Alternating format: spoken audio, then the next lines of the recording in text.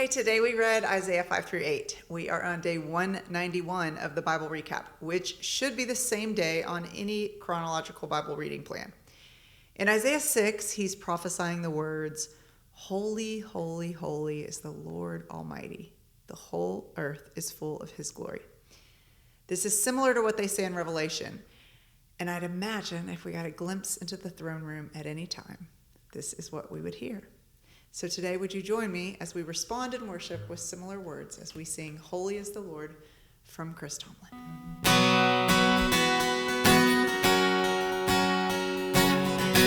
We stand and lift up our hands. The joy of the Lord is our strength. We bow down and worship him now. How great, how awesome is he. Together we sing, holy is the Lord God Almighty. The earth is filled with his glory. Holy is the Lord God Almighty. The earth is filled with his glory. The earth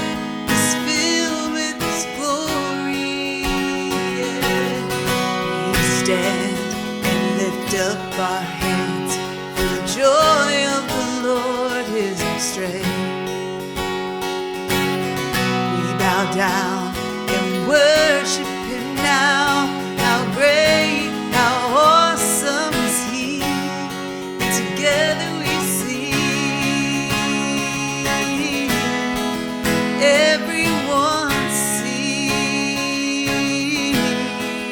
holy is the Lord God Almighty. The earth is filled with his glory. Holy is the Lord God Almighty. The earth is filled with his glory. The earth is filled with his glory. It's rising up all around. It's the anthem of the Lord's renown. It's rising up all around. It's the anthem of the Lord's renown. And together we sing, everyone sing, holy is the Lord God Almighty. The earth is filled with his glory. Holy is the Lord God Almighty. The earth is filled with his glory. The earth is filled with his glory.